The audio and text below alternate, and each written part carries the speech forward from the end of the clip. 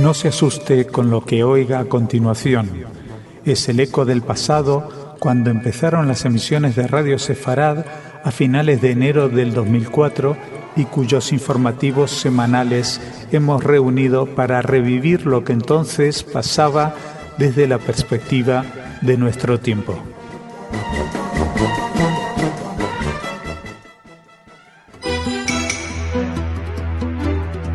Señoras, señores, bienvenidos a nuestro espacio informativo. Israel, Irán, Venezuela y España serán los 4 destinos de nuestras noticias. Todo ello en la primera parte del informativo, junto a Jordi. La segunda será Pascal, quien venga a traernos noticias de corte cultural, pero empezamos en el orden que ya nos tenemos acostumbrados. Jordi, ¿cómo estás? Hola, Masha, muy bien.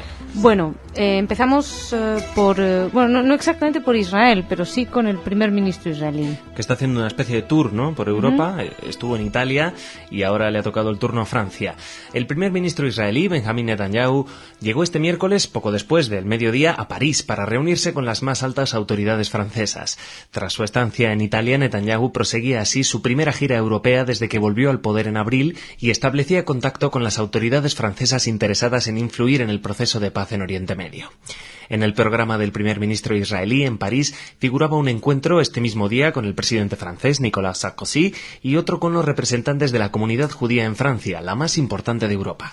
Netanyahu tiene después que reunirse con François Fillon, con el primer ministro francés, y luego tiene previsto volver a Israel. Hay que destacar también que esta gira en Europa se produce mientras está también hablando en los medios de comunicación de un enfriamiento en las relaciones israelo-norteamericanas debido al tema de los asentamientos. Esto es lo que dicen los periódicos, porque luego los líderes niegan absolutamente cualquier tipo de enfriamiento entre sus relaciones.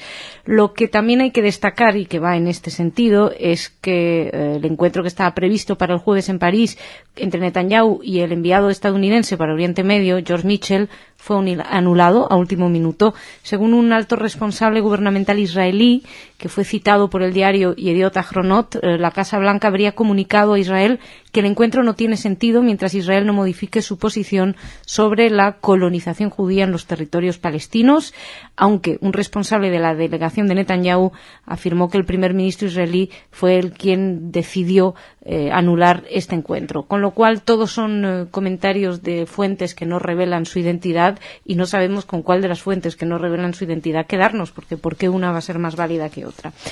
Y seguimos nosotros a espera de saber por qué se anuló esta reunión y nos vamos a Irán, que sigue aportando más desestabilización y mucha preocupación a la comunidad internacional. El ministro del Interior iraní, Sadek Mahshuli, acusó ayer a Gran Bretaña, a Estados Unidos e Israel de estar implicados en los disturbios que se produjeron tras los comicios presidenciales del 12 de junio. El ministro aseguró que todos los grupos terroristas fueron movilizados para la provocación de los disturbios y dijo que la CIA dio apoyo financiero a los revoltosos. Por su parte, el presidente de Estados Unidos, Barack Obama, expresó el martes serias dudas sobre la legitimidad de las elecciones y denunció intentos por distraer la atención de lo que está sucediendo verdaderamente en el país. Si hasta ahora nos había sorprendido la prudencia de las potencias occidentales o de los países occidentales a la hora de manifestarse al respecto, estas acusaciones de Teherán, más algunas que traíamos en el día de ayer, ya han empezado a abrir las primeras brechas en las relaciones diplomáticas. De hecho, hay una seria, fueron expulsados dos diplomáticos británicos de Irán y se esperaba que el gobierno, que Reino Unido tome medidas a su vez, probablemente expulsando a algún otro diplomático. El presidente francés fue muy duro en su momento con las condenas a lo que estaba sucediendo en Irán. Mientras tanto, siguen llegando imágenes muy duras, ya saben, imágenes a las que solamente tenemos acceso a través de Twenty, porque los periodistas que están ahí no tienen autorización para comunicar, para transmitir lo que están viendo, ni siquiera para sacar imágenes.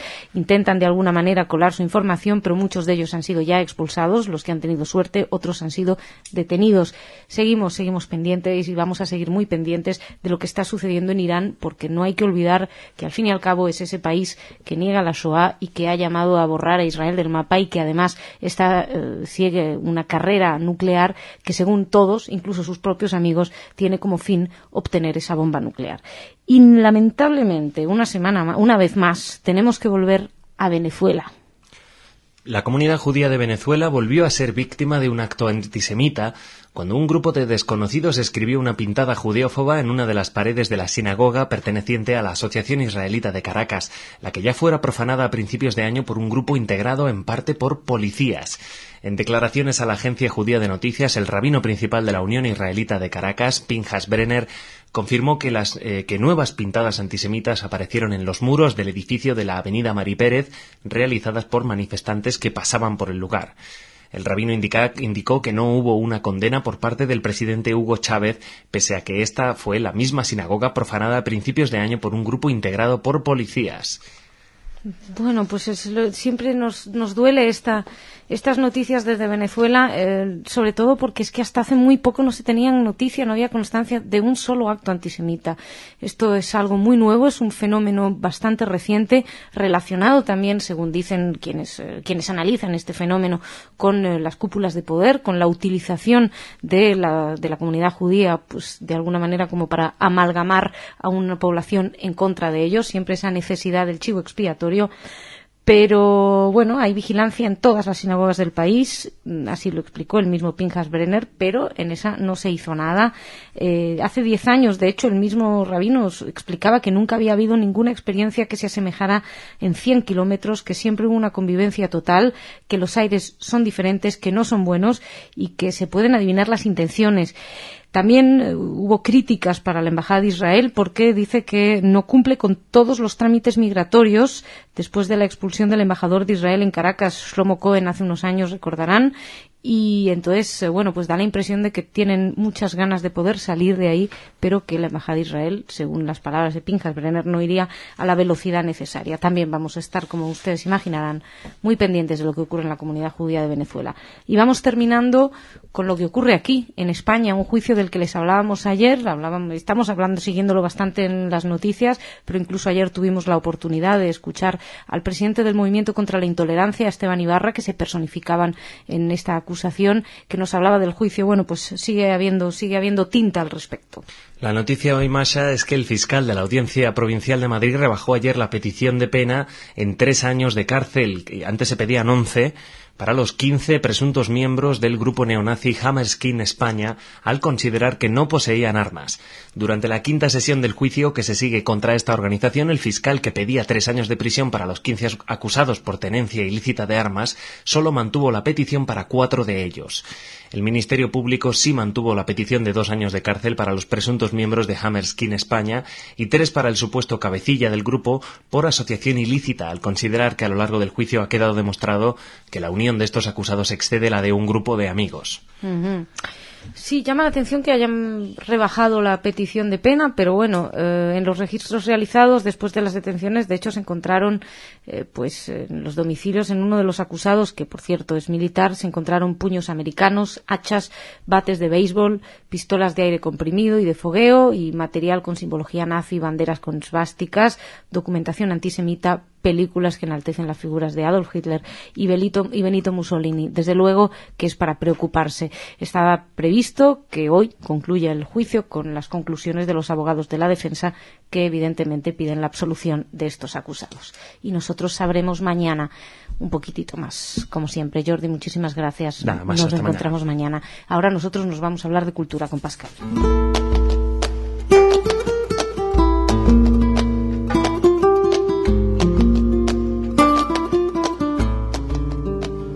Y Pascal, un día más, es un placer tenerte. ¿Cómo estás? Muy bien, Masha.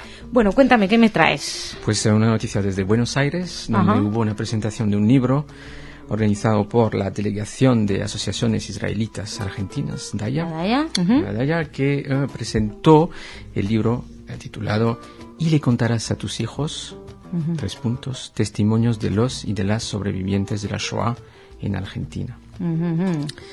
Este libro recopila los testimonios brindados por sobrevivientes de la Shoah en los actos de homenaje que la DAIA efectuó en diversas embajadas europeas desde 2005, con un importante material gráfico inédito en muchas ocasiones.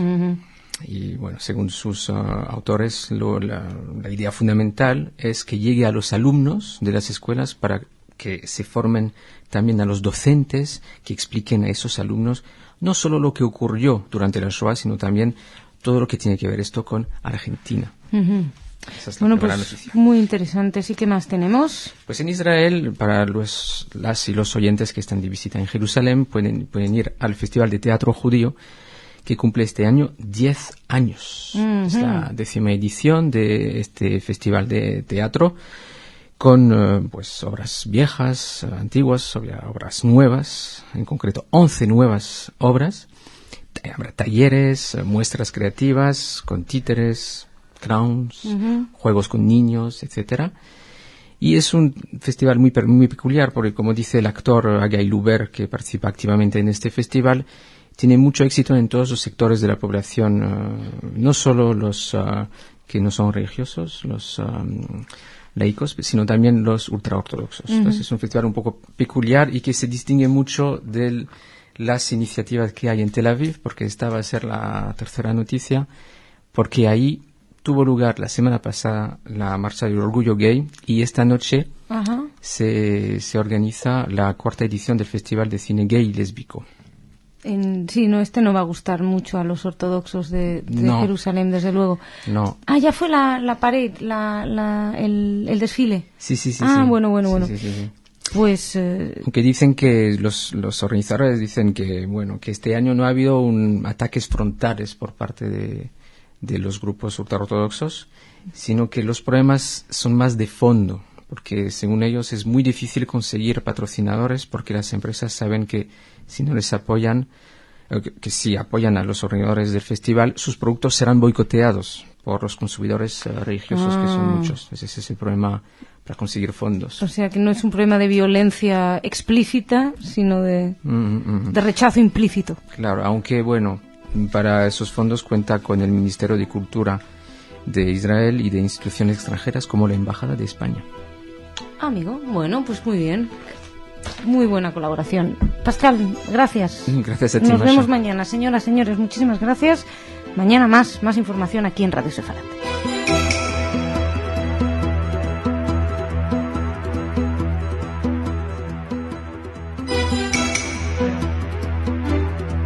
Señoras, señores, bienvenidos a nuestro espacio informativo. Irán e Israel serán hoy los dos primeros países de los que hablaremos, aunque para escuchar más acerca de las noticias en Israel ya saben que, como todos los viernes, no tienen más que pinchar en el programa Desde Israel. En él nuestro corresponsal Salem Ergi nos cuenta con más profundidad lo que está sucediendo y las noticias que se están sucediendo precisamente en Israel. Además, ¿de qué vamos a hablar? Bueno, pues vamos a hablar de los símbolos, de la utilización de los símbolos para el recuerdo y lo que ello significa. Por un lado hablaremos desde Polonia y por otro desde Alemania, con algunas figuras, un árbol simbolismo del nazismo y una figura como la de Edith Stein, todo un símbolo en la lucha contra el nazismo. Todo esto en la primera parte del informativo. En la segunda ya saben que, como de costumbre, Pascal nos traerá noticias de corte cultural, pero, como iba a decir, empezamos dándole la bienvenida a Jordi. Hola, Masha. Jordi, ¿cómo estás? Muy bien, vamos a hablar de Israel. ¿Empezamos por Israel? Sí. Pues adelante. Que anunció este jueves que restringirá sus actividades militares en 4 ciudades de Cisjordania para ayudar a reforzar al presidente de la Autoridad Palestina, Mahmoud Abbas. El anuncio, que dará a las fuerzas de seguridad palestinas vía libre para operar en las ciudades, coincide con los esfuerzos realizados por el primer ministro israelí, Benjamín Netanyahu, para suavizar las tensiones con el presidente estadounidense Barack Obama sobre el proceso de paz con los palestinos. Una fuente de la seguridad israelí dijo que el ejército actuaría lo menos posible para permitir a los palestinos tener más iniciativa y responsabilidad sobre su propia seguridad. Las fuerzas israelíes van a permanecer fuera de esas ciudades, excepto en las circunstancias de las bombas de relojería o un ataque planeado. Esto es lo que dijo Israel. Esto no sentó también a los palestinos, que dijeron que cualquier cosa podrían llamarla bomba de relojería o ataque planeado, de manera que justificaran una incursión. Pero bueno, por lo pronto es un gesto a tener en cuenta y lo analizamos, como les decía, más en profundidad en el programa Desde Israel. Así que seguimos y nos vamos a Irán. Telecinco informaba ayer de que el principal líder de la oposición iraní, Mir Hossein Mousavi, advirtió de que las amenazas no podrán impedir que al final el pueblo iraní logre sus derechos.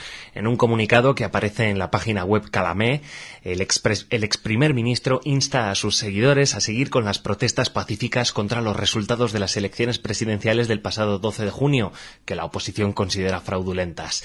Irán es el escenario de protestas y disturbios desde que el pasado 13 de junio el Ministerio del Interior concediera una controvertida victoria electoral por una sorprendente mayoría absoluta al actual presidente, Mahmoud Ahmadinejad. Y se siguieron muchas manifestaciones con sus represiones posteriores, durísimas represiones en las cuales al menos habrían muerto una veintena de personas, según cifras oficiales. También centenares de ellas han sido detenidas, entre ellos muchos periodistas. El líder supremo de la revolución, el ayatolá Ali Jamenei, exigió el viernes pasado a la oposición que pusiera fin de forma inmediata a las marchas de protesta y advirtió a sus dirigentes que serían responsables de cualquier derramamiento de sangre. Por lo visto, no cesan esas manifestaciones y parece que no cesan en contra de todos los análisis políticos que habían augurado que ya para estas fechas nadie estaría en las calles protestando.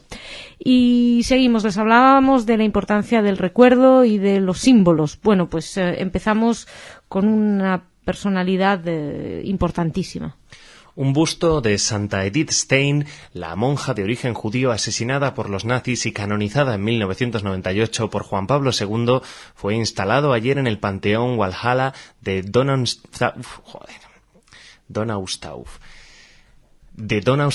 que desde el siglo XIX acoge estatuas y placas en homenaje a personalidades destacadas del ámbito alemán. La escultura de la religiosa, carmelita y filósofa es la número 129 del Panteón y la sexta de una mujer, después de que hace 6 años se honrara también la memoria de Sophie Scholl, integrante del grupo de resistencia estudiantil contra el nazismo de la Rosa Blanca. El cardenal Friedrich Vetter destacó que Stein, quien alertó al Vaticano en una carta de los crímenes cometidos por el Tercer Reich, debía ser un ejemplo para los jóvenes. Y sostenía que hace falta personas que sean coherentes en sus ideas y en sus actos, que tengan pies sobre la tierra y que se comprometan con valores que hagan la vida más humana. Las candidaturas para que una persona sea honrada en este Panteón Walhalla, instituido por el rey bávaro Luis I, puede hacerla cualquier persona, aunque tiene que ser ratificada posteriormente por el gobierno del Estado Federado de Baviera. La solicitud relativa a la monja fue presentada por un particular en 1986. 20 años después recibió la luz verde por parte del Ejecutivo bávaro. Este busto se va a unir a personalidades de la música, de la política, de la ciencia y bueno, hay que recordar que ella nació en Polonia, se convirtió a los 30 años y al catolicismo, ejerció como profesora de pedagogía hasta que quedó inhabilitada por el nazismo, ya que, como saben, para ellos era judío cualquiera, aunque solo con el hecho de haber nacido judío, daba igual que se hubieran convertido o incluso que los padres o los abuelos. En el 38 ella huyó a Holanda y 4 años después fue detenida, deportada y asesinada en Auschwitz. Ella en 1933 ya había advertido al Papa Pío XII en una carta de la creciente persecución contra los judíos en la Alemania nazi, y esa misiva jamás obtuvo respuesta por parte del Vaticano más allá de un acuse de recibo. Y seguimos. Nos vamos ahora a hablar también de otro símbolo, pero del bando contrario. El ayuntamiento de Jaslo, al sureste de Polonia, decidió talar el roble de más de 10 metros que Adolf Hitler regaló a la ciudad en 1942. Esto ha dividido a esta localidad entre partidarios y detractores de este árbol. Los planes municipales pasan por acabar con el roble para construir una rotonda, descongestionar el tráfico y, de paso, eliminar un molesto recuerdo de la ocupación nazi y de la Segunda Guerra Mundial, un conflicto que arrasó Jaslo prácticamente en su totalidad. Sin embargo, algunos ciudadanos ya han mostrado su oposición a este plan, especialmente desde Kazimierz Polak, uno de los vecinos que fue testigo de cómo los soldados nazis plantaban en 1942 el entonces escuálido arbolito, se erigió en defensa de este roble. Y bueno, pues ya ven, la localidad dividida en dos, los pro y los anti-arbolito. Bueno, arbolito, roble, un robusto árbol ahora. En declaraciones a la cadena de televisión TVN24, Polak pedía a las autoridades municipales que respeten el árbol, al que consideró como una atracción turística. Le restó importancia el hecho de que sea un regalo de Hitler. Y bueno, este árbol lo hizo traer Hitler precisamente en el 42 desde su ciudad natal en Austria como obsequio con motivo de su cumpleaños y el primer paso para la germanización de la localidad polaca ocupada en aquel momento por las tropas nazis. Hoy la ciudad está, pues como les decíamos, dividido entre los pros y los antis. Es curioso, ya simplemente lo mantienen como una cuestión turística, ¿no? Pero bueno, ¿cuántas veces reflexionamos al respecto de lo que fue el terror más absoluto en estos momentos? Es una atracción turística. Jordi, muchísimas gracias. Gracias, Masha. Shabbat Shalom. Shabbat Shalom. Buen fin de semana. Nosotros nos vamos ahora a hablar de cultura con Pascal.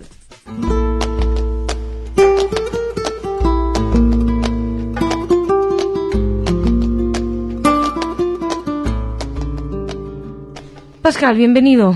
Hola, Masha. ¿Cómo estamos? Muy bien. Te voy a hablar de cultura. Perfecto, cuéntame, empecemos. Pues empezamos con un concierto el 27 de junio, o sea, el sábado, un concierto de Ivry Lider, que es uno de los cantantes y compositores más populares en Israel, conocido por su militancia en pro de los homosexuales. Él reconoció ya hace tiempo que es homosexual y desde entonces está organizando conciertos y otros eventos para defender los derechos de los homosexuales. Por eso este concierto se enmarca en la gala que cada año organiza la revista Cero como preludio a la festividad del Orgullo Gay, que dentro de poco se organizará aquí en Madrid. ¿Cuándo es?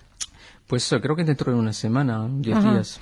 Bueno, pues hay que decir que lo tendremos en Radio Sefarad, a Ivry Lider, en el English Corner concretamente. Linda Jiménez lo entrevistará y creo que podremos escucharlo el 4 de julio, si no me equivoco. Claro, aunque el concierto mismo de Ivry Lider será este sábado a partir de las 11:30 de la noche en la Sala Cool. Bueno, pues en la Sala Cool, ¿que es donde está? En la calle Isabel la Católica, número 6, a partir de las 11:30, repito. Perfecto. Más cositas. Pues otra cosa que organiza también Casa Sefarad va a ser el lunes 29 de junio a las 7:30, un encuentro, un debate en torno a un libro de un autor que conocemos bien en la radio que se llama Gustavo de Sal. La novela se llama Principio de Incertidumbre, recién editado por RBA. Ah, muy bien. Es un libro que conjuga los lugares comunes de la novela negra con una sutil indagación acerca de la naturaleza de los hombres y de las pasiones. Porque su autor es escritor y también psicoanalista, entonces hay un poco de los dos. Y básicamente el libro, entonces, Principio de Incertidumbres. Sí. Gustavo de Sal, bueno, buenísimo. El título del encuentro es Dios no juega a los dados. Dios no juega a los dados. Mira que hablamos de los jugadores de póker el Es otro verdad, día. que les ha salido mal, por cierto. Les ha salido mal, sí. Bueno. Otros... estarán además Roberto Blatt y Arnoldo Lieberman, que son grandes amigos de Radio Sefarad. Exactamente. ¿Y qué más tenemos? Pues como última noticia, vamos a Israel, donde el bailarín, el bailaor de flamenco Domingo Ortega organiza un espectáculo en Tel Aviv, en el Teatro Givatayim, con otros bailaoras, israelíes. Bueno, buenísimo. Flamenco para Israel. Flamenco, claro. Hoy, 25 de junio y mañana 26. Buenísimo. Oye, pues Pascal, muchísimas gracias. Shabbat Shalom. Nos encontramos la semana que viene. Shabbat Shalom. Señoras, señores, muchas gracias por su atención. Shabbat Shalom. Que pasen un buen fin de semana.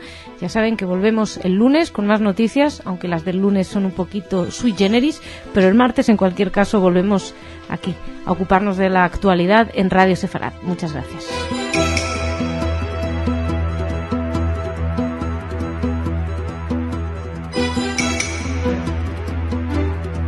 Señoras, señores, bienvenidos a nuestro espacio informativo. Asentamientos, esa palabra que llevamos escuchando desde hace mucho tiempo y que vamos a seguir escuchando durante mucho más tiempo. De eso les vamos a hablar. También de la Audiencia Nacional, que tiene que analizar si van a aceptar que se juzgue a Israel o no aquí en España, y luego iremos a escuchar unas reflexiones acerca de la Shoah que están teniendo lugar en Praga, así como plantearnos acerca de Mein Kampf. ¿Debe ser reeditado? ¿Sí? ¿No? por qué sí, por qué no. En fin, Jordi está aquí, así que bienvenido, Jordi. Hola, Masha. Bueno, después de ti va a venir Pascal con noticias culturales, pero empezamos contigo con las menos amables y empezamos con asentamientos. Sí, Israel aprobó ayer la construcción de 50 nuevas viviendas en un asentamiento en Cisjordania, decisión condenada de inmediato por las autoridades palestinas que lo consideran un nuevo impedimento para la paz.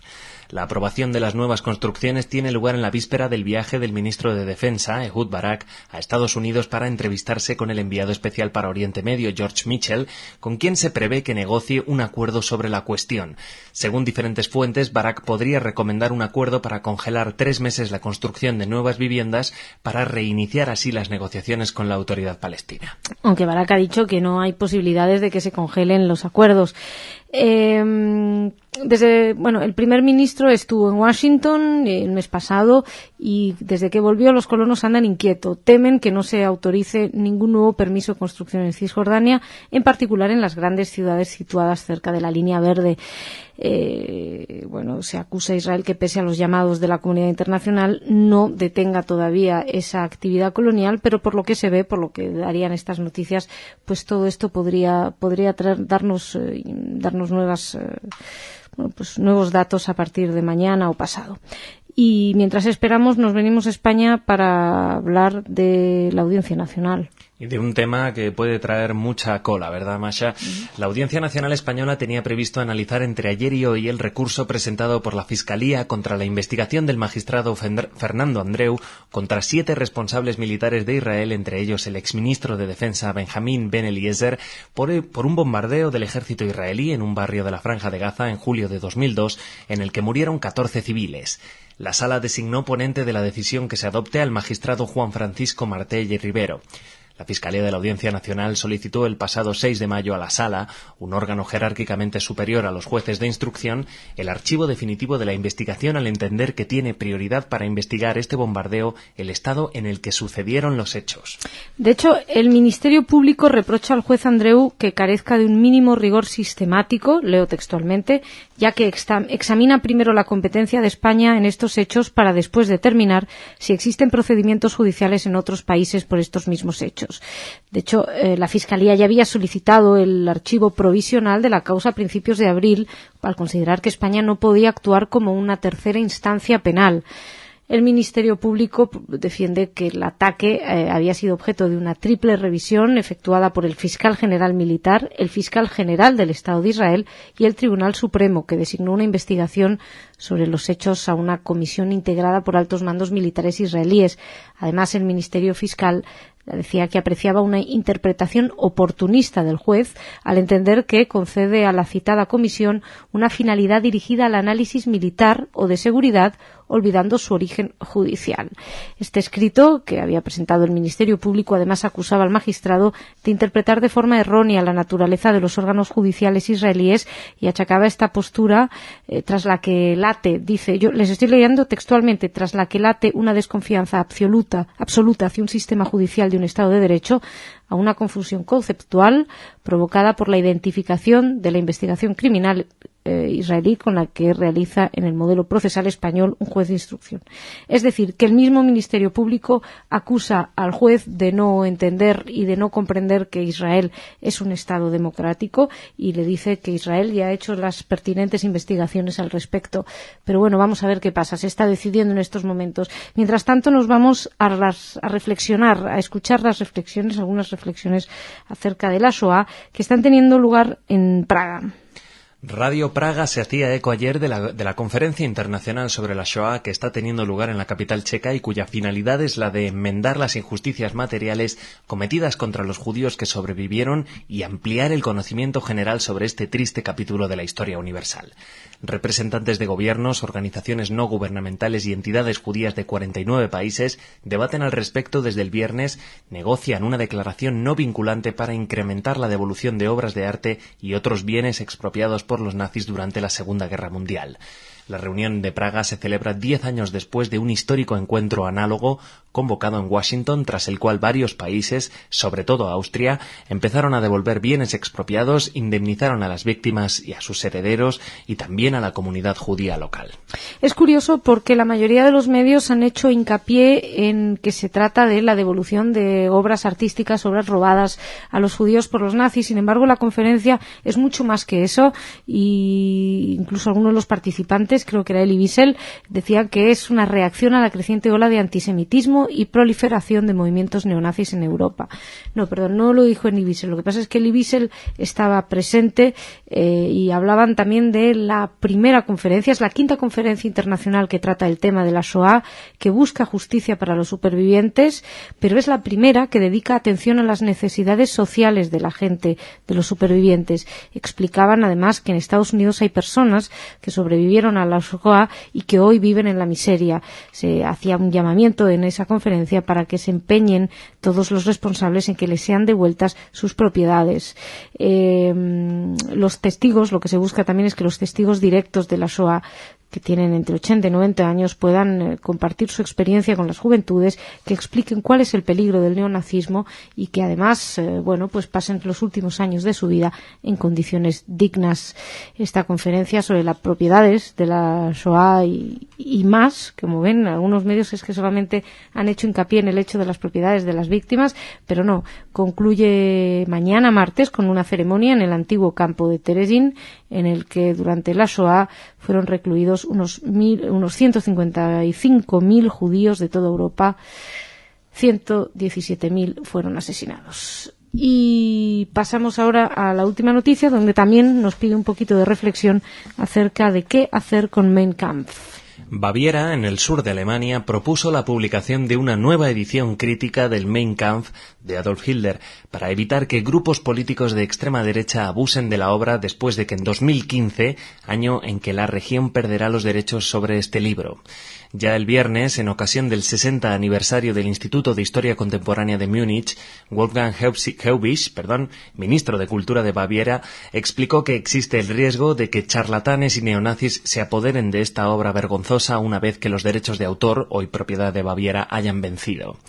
Los derechos sobre el Mein Kampf, concedidos por los aliados norteamericanos a Baviera en 1949, van a vencer en el año 2015, Masha. Sí, y es interesante este debate, porque es verdad que ahora mismo, en países como Alemania, la reedición de Mein Kampf solamente se permite si es acompañada por con comentarios históricos, por historiadores que pueden analizarla. Evidentemente, a partir del 2015 ya nadie puede autorizar o dejar de autorizarla, con lo cual, como bien ellos dicen, cualquier neonazi o charlatán o revisionista o lo que sea podrá venir y escribir lo que le dé la gana. De manera que tal vez ellos hayan pensado que la mejor defensa sea un buen ataque, y hay que adelantarse a la posibilidad de que proliferen Mein Kampf, o sea, mi lucha, ¿no? Este texto de Hitler, y que proliferen sin ningún tipo de control. Tal vez han pensado que mientras ellos nutran al mercado con un Mein Kampf, con un libro, pero aceptadamente analizado, pues la cosa sería distinta.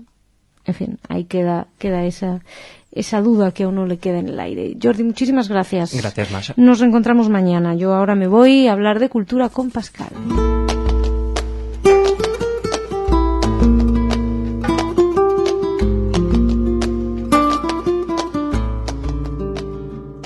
Pascal, bienvenido. Hola, Masha.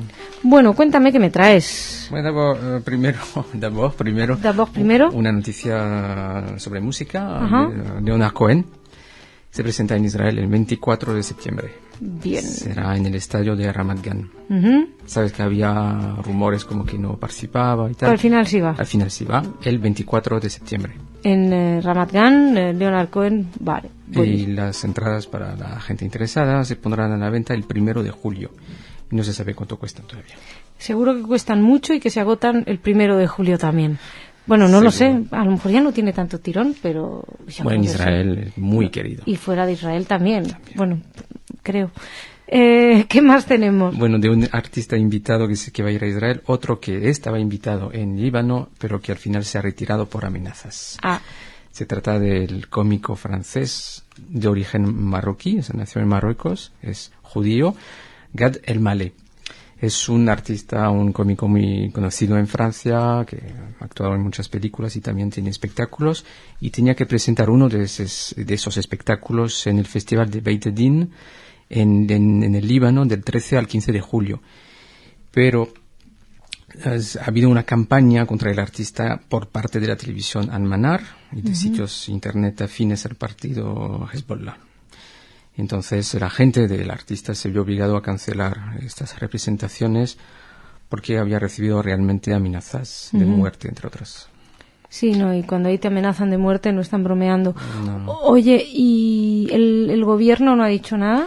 Sí, mira que ha habido muchas críticas por parte del gobierno y, por ejemplo, a ver si lo encuentro, el ministro del Interior, que se llama Siad Barut, consideró que todo esto era muy triste, que la batalla por las libertades públicas debería unir a los libaneses y no transformarse en elemento de discordia. Y el ministro de Información, saliente de Información, Tarek Mitri, declaró al periódico L'Orient Le Jour que quienes piensan que de esta manera se combate a Israel perjudican la imagen del Líbano. ¿Pero por qué dices que no tiene que haber divisiones? ¿Ha habido enfrentamientos entre pros y antis? Sí, desde esa noticia se han desatado las críticas de una parte y de la otra. Entonces se puede decir que el Líbano, una vez más, está bien dividido entre dos sectores, desgraciadamente. Bueno, ¿y qué más? ¿Con qué terminamos? Pues terminamos con una conferencia que tendrá lugar aquí en Madrid, en concreto en el centro de la comunidad judía de Madrid, el 5 y el 6 de julio. Es una conferencia que se llama La herencia del sefardismo en Marruecos desde la expulsión hasta el día de hoy. Y pues están invitados especialistas israelíes, españoles, franceses y marroquíes, más importantes en el ámbito de la filosofía, poesía, literatura y arte de la diáspora judía de origen hispano-marroquí. Entonces vamos a hablar este fin de semana de herencia sefardí aquí en Madrid. Muy interesante. Desde luego, vamos a ver si además atrapamos a alguno de los expertos que nos traen aquí en la radio. Siempre prestos nos vamos a ir ahí a ver a quién cazamos. Pascal, muchísimas gracias. Hasta mañana. Hasta mañana. Señoras, señores, muchísimas gracias por su atención. Volvemos mañana aquí en Radio Sefarad con más noticias, todas para ustedes.